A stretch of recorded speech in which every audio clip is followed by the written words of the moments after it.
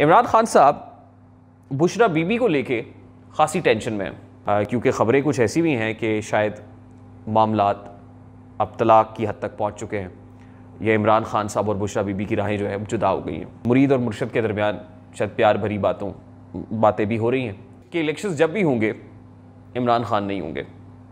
इमरान खान नहीं होंगे तो इमरान खान कहाँ होंगे? इमरान खान का मुकद्दर क्या है?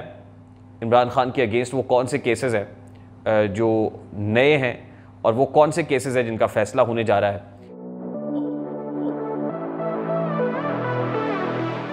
अस्सलाम वालेकुम मेरे सादा से पाकिस्तानियों, मेरा नाम रेहान तारिक है और आप मेरा यूट्यूब चैनल और फेसबुक पेज देख रहे हैं। नए साल में चंद नई खबरें हैं, बल्कि सियासी मंजरनामे से, बल्कि यूँ कहिए कि धमाका खेज़ खबरें हैं। ऐसी खबरें हैं जो भौंचाल मचा देने वाली हैं।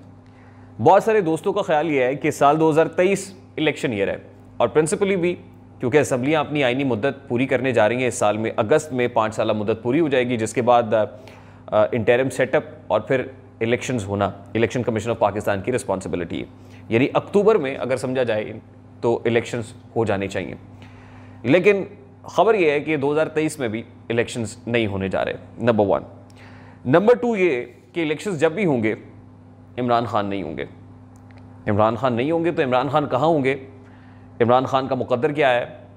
इमरान खान के अगेंस्ट वो कौन से केसेस हैं जो नए हैं और वो कौन से केसेस हैं जिनका फैसला होने जा रहा है? वो फैसला होगा तो क्या होगा? ये सब बातें आज के इस व्लॉग में करेंगे। सबसे पहले तो मेरे सादा से पाकिस्तानियों, इस वक्त खबरें गर्म हैं, ज़मान पाक से धुएं के बादल भी उठ रहे हैं और इतलात ये हैं कि दाल में कुछ काला नहीं है बल्कि पूरी दाल ही काली हो गई है। और इमरान खान साहब ने आज अपने पार्टी तर्जुमानों का इजलास बुलाया है। वो अपने पार्टी तर्जुमानों से बहुत खुश नहीं हैं, शदीद नाराज़ हैं, शदीद नाला हैं और ये कहा गया है कि जो कोई जहाँ भी है वो फौरी ज़मान पार्क पहुँचे और अगर कोई ज़मान पार्क नहीं पहुँच सकता तो वो बज़रिया वीडियो लिंक इमरान खान साहब के इजलास में शिरकत करे। अब पार्टी तर्जुमानों से खफगी क्यों है, नाराज़गी क्यों है, इमरान खान साहब क्या कहना चाहते हैं इस इजलास में, उसकी कुछ तफसीलात मैं आपके सामने रखता हूँ। इमरान खान साहब बुशरा बीबी को लेके ख़ासी टेंशन में हैं। गुज़श्ता रोज़ भी उन्होंने सहाफ़ियों से एक मुलाकात की और उस मुलाकात में बज़ाहिर उन्होंने बुशरा बीबी को डिफेंड करने की कोशिश की और ये कहा कि बुशरा बीबी खातून खाना है, वो उस तरह का सुर्खी पाउडर नहीं लगाती जैसे मरियम नवाज़ करती हैं। मरियम नवाज़ का एक कंपैरेटिव एनालिसिस, एक तकाबली जायज़ा कंपैरिजन करने की कोशिश की गई। तो सबसे पहले सबसे इंपॉर्टेंट बात तो ये है कि बुशरा बीबी कितनी खातून खाना है। मेरा ख्याल है ये राज अब कोई राज नहीं है, क्योंकि आपने सबसे पहले एक ऑडियो सुनी जिसमें इमरान खान साहब की अहलिया, मुझे अहलिया कहते हुए थोड़ा सा सोचना पड़ा है मुझे, क्योंकि ख़बरें कुछ ऐसी भी हैं कि शायद मामलात अब तलाक की हद तक पहुँच चुके हैं या इमरान खान साहब और बुशरा बीबी की राहें जो है जुदा हो गई हैं। बहरकैफ ऐसा होना नहीं चाहिए, ये बड़ी दुख की खबर होगी, बड़ी बुरी बात होगी और ये नापसंदीदा मामला है। अल्लाह करे कि ऐसा ना ही हो, हमारे ये ख़बर गलत हो जाए, हम तो ये दुआ करते हैं और इमरान खान साहब और बुशरा बीबी का जो इज़्दवाजी ताल्लुक़ है वो चलता रहे, लेकिन ऐसा होता हुआ दिखाई नहीं दे रहा। ख़ासी मुश्किल बात लगती है। अब मामला ये है कि खातून खाना जितनी हैं वो आपने उस ऑडियोज़ में सुन लिया। पहली ऑडियो अरसलान बेटा के साथ थी, अरसलान खालिद साहब के साथ, जिसमें वो ये कह रही थी कि अरसलान बेटा इसको आप गद्दारी के साथ लिंक कर दो, आपको याद होगा। फिर आपको याद होगा अलकादर ट्रस्ट की ज़मीन का मामला था, 1 अरब 80 करोड़ का मामला था। मलिक रियाज साहब से लैंड ली गई और फिर उसके ट्रस्टी अलकादर ट्रस्ट के कौन कौन बना, उसमें बुशरा बीबी का क्या किरदार और फिर फ़रा गोगी साहिबा जो उनकी फ्रंट पर्सन है, फ्रंट लेडी है, उनका क्या किरदार रहा। फिर आपने मलिक रियाज साहब की साहबजादी और मलिक रियाज साहब की गुफ्तगू सुनी होगी जिसमें 5 किरात की जो हीरे की अंगूठी है उसका तस्करा हो रहा था। फिर तोशा खाना के तहाइफ हैं उनको बेचने का मामला था। आपने बुशरा बीबी और जुल्फ़ी बुखारी यानी मुर्शद और मुरीद की गुफ्तगू भी सुनी होगी। उसमें मुर्शद मुरीद से ये कहते हैं कि खान साहब की कुछ घड़ियाँ उनके इस्तेमाल में नहीं, आप उनको बेच दें, तो मुरीद कहते हैं कि जी ठीक है, आप फ़िक्र ही ना करें।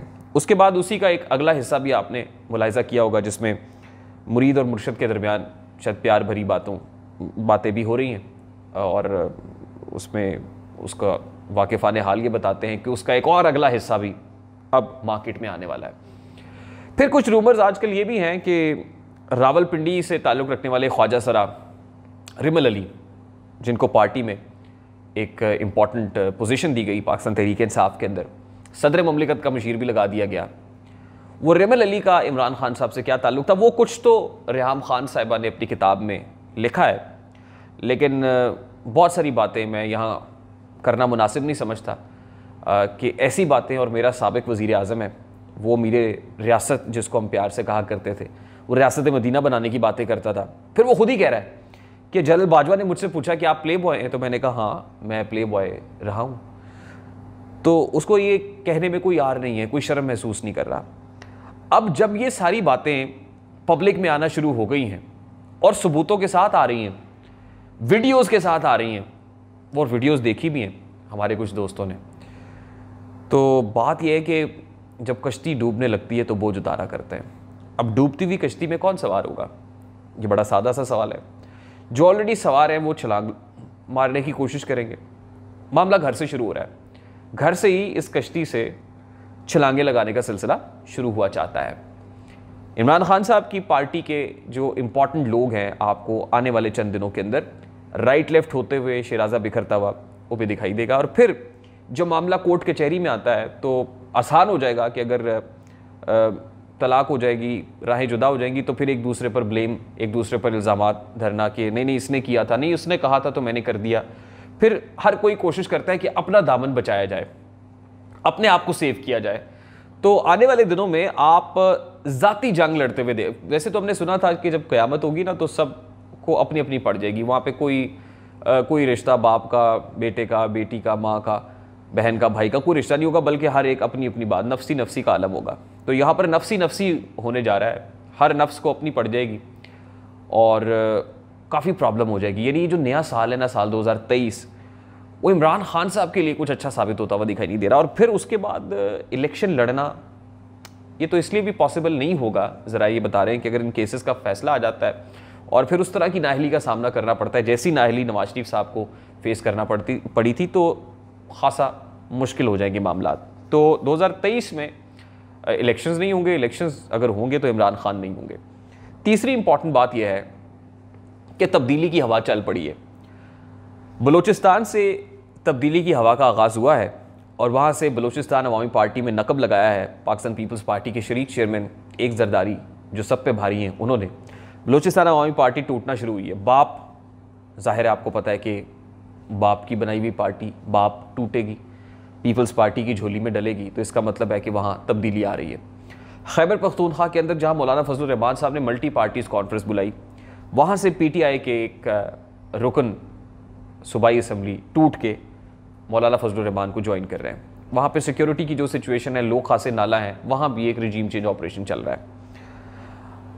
कराची में MKM के तमाम धड़े यकजा हो रहे हैं, मुत्तहिद हो रहे हैं, वहाँ से भी पाकिस्तान तहरीक इंसाफ का सफाया होने जा रहा है। पंजाब में, साउदर्न पंजाब के अंदर जो पंछी अपने आशियाने बदल चुके थे, घोंसले तब्दील कर चुके थे, अब वो घोंसले में वापस आना शुरू हो गए हैं। पीपल्स पार्टी के लोग पीपल्स पार्टी में आ रहे हैं, नून लीग के लोग नून लीग को ज्वाइन कर रहे हैं, और इसीलिए एतमाद का वोट लेना जुए शीर लाने के मुतरादिफ है परवेज़ इलाही साहब के लिए। पूरे मुल्क के अंदर इस वक्त एक तब्दीली की हवा है और दिखाई ये दे रहा है कि ये जो मिशन अब शुरू हुआ है, उसके बाद पाकिस्तान तहरीक इंसाफ जैसे बनाई गई थी तिनका तिनका, वो तिनका तिनका बिखर जाएगी। वो एक इमारत जो तामीर की गई थी, वो इमारत अब टूटती हुई, बिखरती हुई, गिरती हुई दिखाई दे रही है, और उसको कांधा देने वाले भी असल में अब किसी कांधे की तलाश में है। वो ये कोशिश कर रहे हैं कि अब उन्हें कोई आके उठा ले, क्योंकि अपना बोझ भी अब उठाया नहीं जा रहा, बर्दाश्त नहीं हो रहा। तो साल 2023 में मेरे बहुत सारे दोस्त ये कह रहे थे कि जो सियासी मंजरनामा आप बनता हुआ देख रहे हैं, ज़रा वो बताइए। लास्ट बात मैं करूंगा और वो है टेक्नोक्रेट गवर्नमेंट के हवाले से। ये जो बेपरकी उड़ाई है पिछले दिनों शब्बर जैदी साहब ने टेक्नोक्रेट गवर्नमेंट की, तो ये जो टेक्नोक्रेट गवर्नमेंट होती है ना जी, उसकी कॉन्स्टिट्यूशन में कोई गुंजाइश नहीं है, आईनी हैसियत उसकी कोई नहीं है। जब जब टेक्नोक्रेट मुल्क के अंदर आए हैं तो आपने मुल्क का नशर होते हुए देखा है। मोइन कुरैशी जैसा एक पैराशूटर आ जाता है, जब अपना क्या नाम है उनका, शौकत अजीज़ साहब, आपको याद होगा, सिटी बैंक पैराशूटर आ जाता है। फिर शौकत तरीन जैसे, हफीज़ शेख जैसे, रज़ा बाकर जैसे, मोहम्मद याकूब जैसे गवर्नर लगते हैं स्टेट बैंक के, जो IMF और वर्ल्ड बैंक के से इंपोर्ट किए जाते हैं। वो फिर हमें IMF और वर्ल्ड बैंक के चुंगल में ले जाते हैं। शब्बर जैदी जैसा चेयरमैन FBR लगा दिया जाता है, कोई इलेक्टेड मेंबर या कोई उसकी हैसियत नहीं होती है, उसको उठा के चेयरमैन FBR लगा देते हैं पाकिस्तान तहरीक इंसाफ के साथ, वो ऐसे हाथ बांध के खड़े हो जाते हैं। इनका अपना इंटरेस्ट होता है, इनकी अपना ज़ाती मफाद होता है, और ये ज़ाती मफाद की खातिर ये इस तरह की सरगोशियाँ करते हैं टेक्नोक्रेट गवर्नमेंट्स की, क्योंकि इनके मज़े लग जाते हैं। तो ये जिस किसी की भी सोच है, जिस किसी की भी ज़हनी इख्तरा है, मुझे इसमें कोई जान दिखाई नहीं देती, और ना ही ये मुल्की मफाद में होगा, और ना ही ऐसा प्रैक्टिकली होने जा रहा है। तो इसलिए जो लोग ये सोच रहे हैं कि 6 महीने, साल, 2 साल के लिए टेक्नोक्रेट, तो ऐसा कुछ नहीं है। आई होप कि ये जो एक राउंड अप मैंने आपको दिया है, एक क्विक, एक फ्लैशबैक तो नहीं मैंने कहूँगा, एक वो कहते हैं ना, खोल कर आंखें मेरे आईना गुफ्तार से आने वाले दौर की धुंधली सी एक तस्वीर देख। तो ये धुंधली सी तस्वीर मैंने आपके सामने रख दी है कि आने वाले दिनों में मुल्की सियासी मंजरनामे पर क्या होने जा रहा है।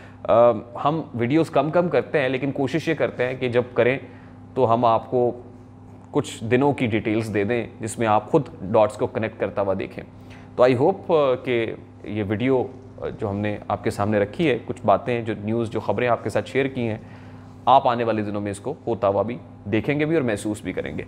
मुझे रेहान तारिक को इजाज़त दीजिए, अपना बहुत सारा ख्याल रखिएगा। अस्सलाम वालेकुम।